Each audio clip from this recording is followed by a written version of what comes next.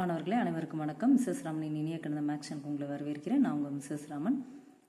இப்போ நம்ம நடந்து முடிந்த அரையாண்டு தேர்வு கணித வினாத்தாளுக்கான விடைகள் பார்க்க போகிறோம்ப்பா. காஞ்சிபுரம் மற்றும் செங்கல்பட்டு மாவட்டங்களில் நடந்த அரையாண்டு தேர்வு கணித வினாத்தாளுக்கான விடைகள் பார்க்க போகிறோம்.